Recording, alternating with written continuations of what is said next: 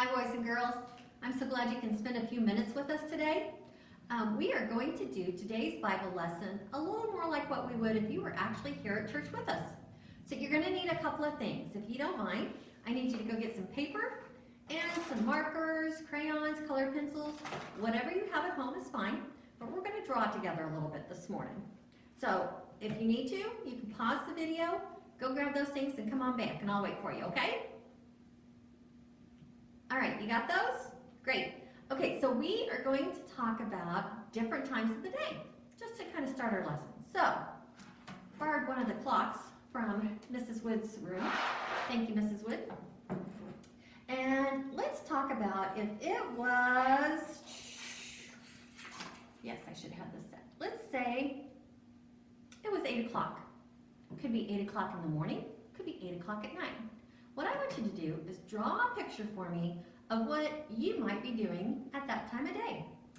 So, if it's 8 o'clock in the morning, maybe right now, that's the time you get up.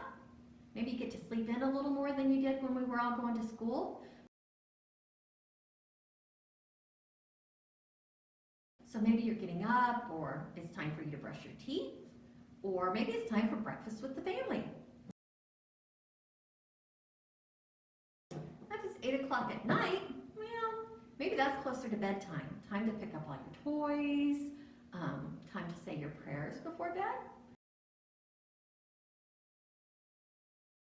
Just draw me a picture of what you might be doing at 8 o'clock.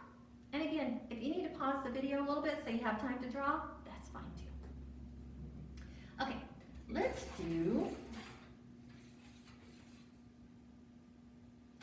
say 10 o'clock. Let's say 10 o'clock on a weekday. So maybe that's when you're still doing school stuff. Maybe you're having a video chat with your teacher, or maybe you're working with your mom or dad or other grown-up to do your homework for the day.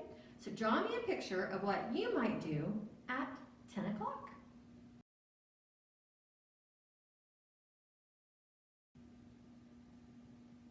Okay, one more.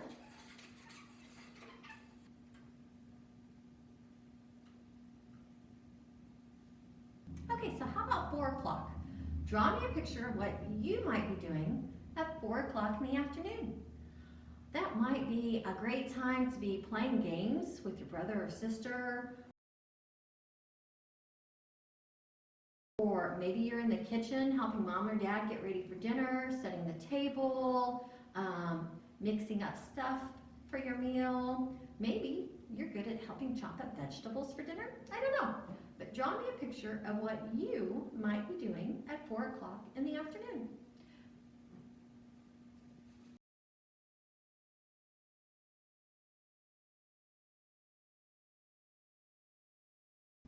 So which of those is your favorite time of day? Maybe you're a morning person, you like getting up early. That's not me. Maybe you're more like me and you're a night owl and it's hard to go to bed because you like to be up late. Or maybe that middle of the day, you're all done with school and it's time to just do something fun. Think about what are the most important times of your day. And we're going to come back to those later because today we're going to talk about how learning about Jesus can help you during all different times of the day. So we're going to put the clock away and we're going to get out our Bible. Today's Bible lesson is from Luke 24. And remember, there's two main parts of your Bible, Old Testament and New Testament.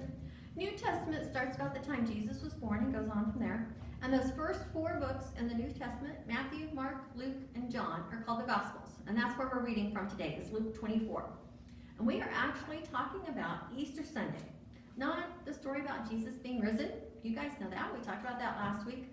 But about a couple of his followers and what happened to them that day. So Cleopas and one of his friends, we're not sure of his name, Bible doesn't tell us, they were on the road from Jerusalem, where Jesus was killed, to another city called Emmaus. And it was about a 7-mile walk. So if you're here at church and you maybe live in Garden City and you're going home, that's about that far. Or maybe you're headed to Peculiar, that's where my son lives.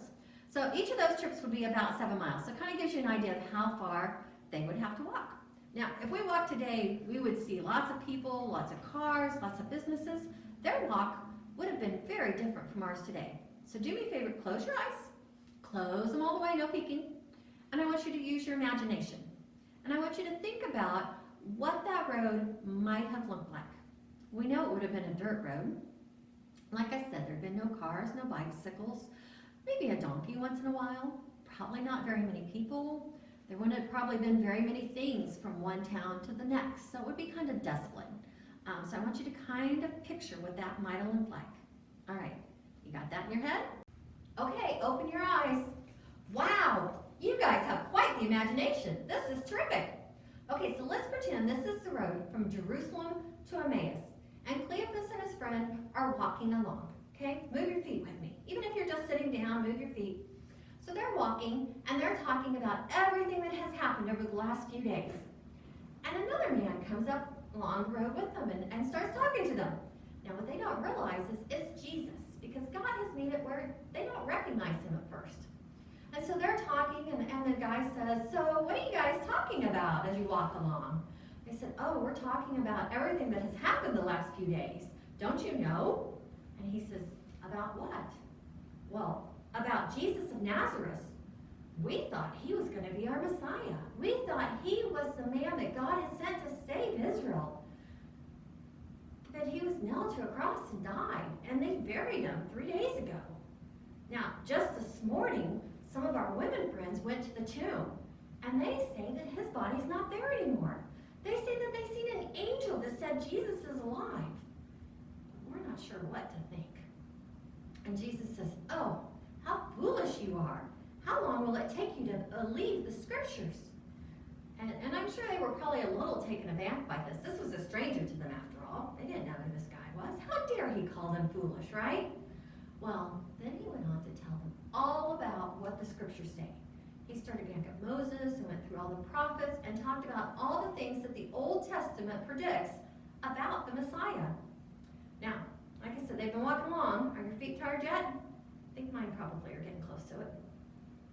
So let's close our eyes and let's pretend that they're coming up on the city, okay? So close them tight again and envision the city. It's not like cities of today. Definitely wouldn't have the same kind of houses as we do today. The buildings wouldn't be made out of the same. So you guys have probably seen pictures of Bible time houses and cities, so picture that in your head, okay? Are you ready? All right, open your eyes again. You guys did a great job. I love your imaginations. Okay, so they get to the city, and Jesus has been telling them all about himself. Only they still don't realize it's Jesus. And Jesus keeps walking like he's going to keep on going past the city. And they're like, no, it's late. Come on with us. Come stay with us tonight. And so they go back to the house. Now, do you think that their house would look anything like what ours does today? No, it would have been very different too. Okay, so one more time. Close your eyes. Okay, so imagine walking into a Bible Times home.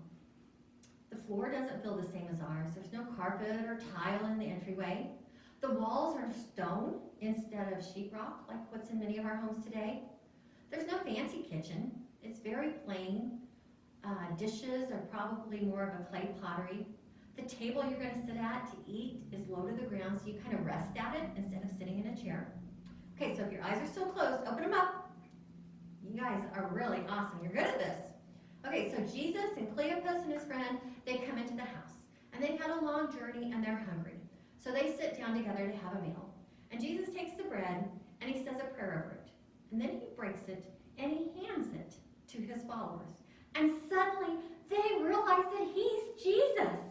They have been talking to Jesus this entire time and they had no idea who he was. Well, just as quick as they realized who he was gone. And it was just the two of them there. But they were so excited. They were so excited to know that Jesus was really alive that they forgot all about being hungry and tired, and they ran right back to Jerusalem to go tell their friends all about their conversation with Jesus. Now, I think this is an amazing story and how it relates to us, because you know, as they were walking along that road and they didn't know who he was, Jesus was just an ordinary man, wasn't he? He was just like you and me, just ordinary people. It wasn't until that action of breaking bread that they suddenly realized who he was.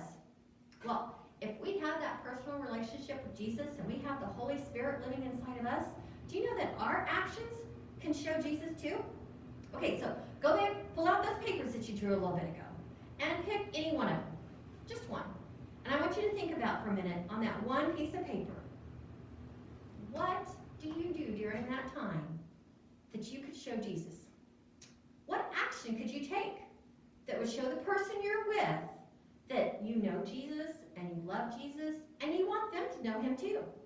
Now, I know right now we're not around a lot of people, so maybe it's just your mom and dad and your brother and sister you see. But you know, I have just Mr. Bill and I at our house, and we can still show Jesus to each other. So I want you to think about this week. What action can you take that'll show Jesus to someone else? Are you being kind to your brother and sister? Are you being polite to mom and dad and to your teacher when you're online? You know, basically it comes down to Jesus loved us so much that he died on the cross for us. What an action to take for someone else. And so our actions should show Jesus' love to everyone else around us. So this week, I'm going to make sure that I work on showing Jesus' love in all my actions toward Mr. Bill and anyone else I get to see this week. And I want to ask that you guys do the same with your family, okay? All right, so I sent your mom and dad some activity sheets. If you want to do those, kind of a cute little craft and a coloring page. If you get a chance to do any of those, have your mom or dad take a picture or video and send those to me. And I'll put your name in the drawing for that gift card. Hopefully all of this will be over soon and you guys can go out and have a great time with your family. And maybe we'll get to see each other again soon. Until then, I love you. I miss you bunches. Bye-bye.